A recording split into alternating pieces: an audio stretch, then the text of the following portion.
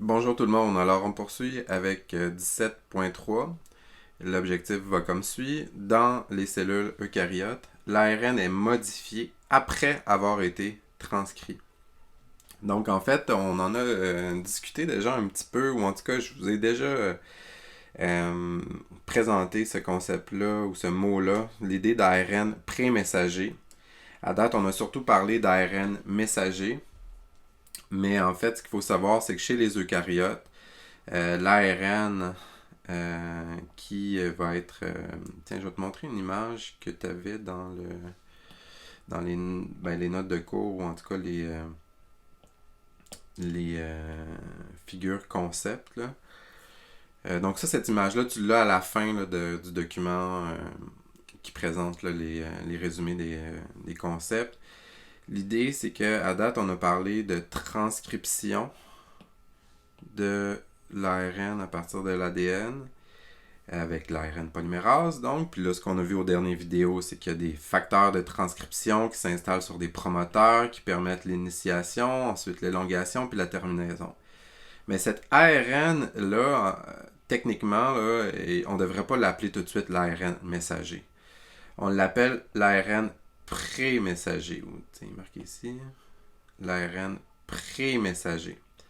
Pourquoi? Parce qu'il va y avoir une étape dans le noyau qui est l'étape de maturation de l'ARN où on va modifier légèrement ce transcrit d'ARN-là pour le transformer véritablement en ARN messager qui lui va pouvoir sortir du noyau par les pores nucléaires pour aller faire la prochaine étape qui est la traduction. Avec les ribosomes, on s'en va là tranquillement, pas vite.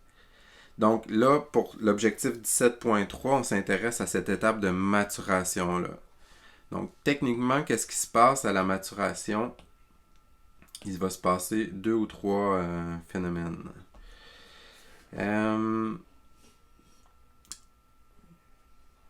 Première étape, il va avoir l'ajout. Tu vois ici, là, je sais pas si tu te rappelles, là, mais on avait notre segment de départ. En fait, c'est notre premier triplet de nucléotides qui va être transformé en acide aminé. Puis ici, il va y avoir le dernier triplet de nucléotides, le dernier codon qui va nous donner un acide aminé, ou en fait, comme on va le voir, qui va entraîner le décrochage du ribosome, puis l'arrêt de la traduction pour l'unité d'information qui est contenue. Autrement dit, l'ARN qui, ça ressemble à un ARN messager là, qui serait capturé par un ribosome, ben, il contient une séquence codante à l'intérieur, mais il contient aussi des séquences qui bordent la séquence codante ici et là, puis même ça va plus loin, vers la droite, qui sont des unités d'information utiles pour la prochaine étape qui est la traduction. Donc, on ne va pas rentrer trop tôt dans le détail, là, mais il y a ce qu'on appelle une coiffe, la coiffe 5', et une queue poly-A. Donc, oui, tu vois ici, c'est juste des nucléotides AAAA qui sont installés. Donc, l'idée ici, c'est qu'on a donc je vais le faire de cette couleur-là. On aurait comme une unité d'information, puis on a des séquences qui vont border cette unité d'information. Puis ici, tout ça, ça va être transformé, c'est des codons, donc des triplets de nucléotides qui vont être transformés en acides aminés. Donc tu vas avoir éventuellement, là, après la traduction, une protéine qui va qui va correspondre à l'information qu'on a ici. Puis les séquences bordantes ici, comme ça, sont utiles pour la manipulation puis le bon déroulement de la traduction. C'est pratique notamment d'avoir des informations qui sont aux extrémités de la séquence du segment codant, au cas où il y aurait une dégradation. Tu sais, c'est plus facile de venir arracher les nucléotides par les extrémités, comme ça ici, que d'aller qu'il y ait un accident à l'intérieur là, du transcrit d'ARN. Donc, c'est comme une façon de protéger contre la dégradation le transcrit d'ARN messager. Mais aussi, là, il y a une espèce de magie qui va se passer là, dans ce segment-là. Le ribosome va reconnaître de l'information qui est là, puis de l'information qui est là pour effectuer une traduction adéquate. Et vous vous doutez, là, on pourrait aller dans beaucoup plus de détails, beaucoup plus d'explications, mais je pense que pour nous, ce qui est important, c'est de noter que dans l'étape de maturation de l'ARN, qui va se dérouler, donc, tu vois, dans le noyau. Ici, on a l'étape de transcription. On a un ARN pré-messager, puis l'ARN messager qui va résulter de la maturation de l'ARN va pouvoir sortir du noyau. Donc, les 2 premières étapes, ajout d'une coiffe en 5'. Une coiffe, c'est comme un chapeau. Hein? Donc, sur la tête 5', on met une coiffe. Puis sur la queue 3', on met une extrémité. On appelle l'extrémité ou la queue poly-A. Donc, première étape. Deuxième, on pourrait dire même qu'il y a 2 étapes là-dedans. La coiffe, 1. La queue, 2. Troisième étape, donc troisième mécanisme qui se produit pendant la maturation de l'ARN. Donc là, on voit en haut, ici comme ça, un ARN pré-messager auquel on a quand même déjà rajouté la coiffe et la queue. Donc la coiffe et la queue, là, c'est des ajouts qui sont faits après là, la transcription là, par l'ARN polymérase. La prochaine étape, c'est ce qu'on appelle l'excision des introns et l'épissage des exons. Donc là, il y a 2 mots savants, là, ou même 2 ou 3 mots savants qu'on veut retenir ici. Intron, exon. Puis, voici comment ça se déroule. Sur l'ARN pré-messager, on voit qu'il y a des séquences qu'on appelle les introns, puis des séquences qu'on appelle les exons, qui sont comme en rouge plus foncé. Ce qu'il faut savoir, c'est que c'est juste les exons qui vont être retenus dans l'ARN messager. Il y a des introns qui sont des séquences non codantes qui ne contiennent pas d'informations pertinentes pour la fabrication de la protéine, qui ont été transcrites et qui vont devoir être enlevées. On appelle ça l'excision des introns.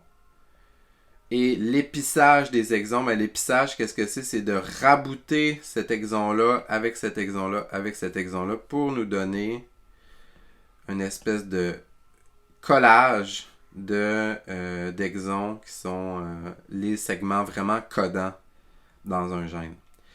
C'est comme si c'est du montage vidéo un petit peu. Tu aurais un long film, puis là, il y a des moments moins bons, moins pertinents entre les prises qu'on veut carrément enlever.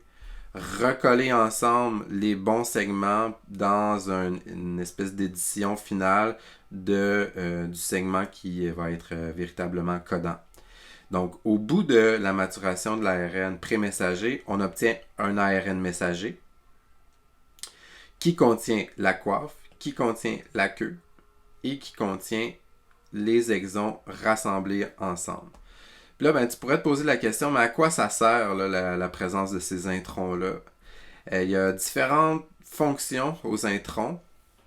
Puis ici, on te montre là, dans le détail, on n'a vraiment pas besoin d'étudier cette figure-là, mais ce qu'on voit, c'est que ce sont des protéines avec des petits ARN qui vont enlever les introns, donc venir faire un découpage ici. L'intron est flushé, va pouvoir être dégradé par la suite pour récupérer les nucléotides qui peuvent être utilisés pour de nouvelles transcriptions. Puis on a rabouté ensemble par ce complexe d'épissage les exons dans un ARN messager. Mais pour répondre à la question à quoi ça sert, il y a la figure 17.13 qui peut être un peu instructive. Donc tu vois ici on a un gène en haut qui présente donc 3 exons séparés par 2 introns. Donc après la maturation de l'ARN et éventuellement la traduction, on va avoir une protéine, un polypeptide ici, qui va contenir, dans le fond, dans sa chaîne d'acides aminés, 3 segments qui correspondent par la même couleur à nos 3 exons. Ben, ce qu'on sait, c'est que la cellule a l'option, lorsqu'elle fait la maturation de l'ARN pré-messager, en ARN messager, de coller certains exons ou pas. Donc, par exemple, si elle décidait de fabriquer une protéine avec seulement les 2 premiers exons, ben, on aurait l'équivalent de cette protéine-là, ici comme ça, là, avec juste le segment jaune puis le segment vert. Donc, c'est une façon d'avoir une certaine variété de protéines à partir d'une recette initiale. C'est comme une espèce d'économie d'espace dans l'ADN qui contient toute l'information. Là, la question que vous vous posez, c'est est-ce qu'une protéine qui serait composée juste de l'unité jaune et verte pourrait fonctionner?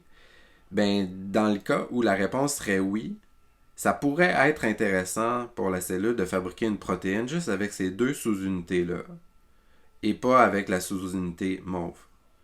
Mais par ailleurs, on peut soupçonner que la présence de la sous-unité mauve nous donne un autre objet protéique légèrement différent qui est utile pour la cellule également. S'il y a un exon, ben c'est parce qu'il y a une séquence codante qui donne une chaîne polypeptidique.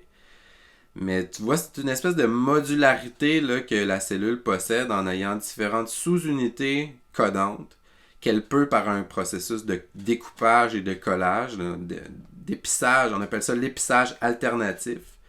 Donc l'épissage, je te rappelle, c'est l'idée de rabouter ensemble différents exons qui sont dispersés dans l'unité de transcription génétique. Donc voilà un peu le grand concept de la modification post-transcriptionnelle de l'ARN messager.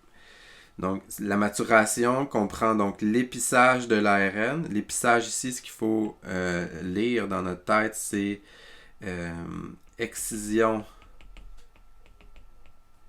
des introns et on a donc l'épissage des épissage des exons. Ajout à l'extrémité 5' d'une coiffe qui sert à protéger l'ARN messager lors de son voyage du noyau vers le cytoplasme, mais aussi qui va être un signal pour le ribosome, comme on va le voir plus tard. Puis ajout d'une queue de poly-A en 3', c'est un peu le même concept.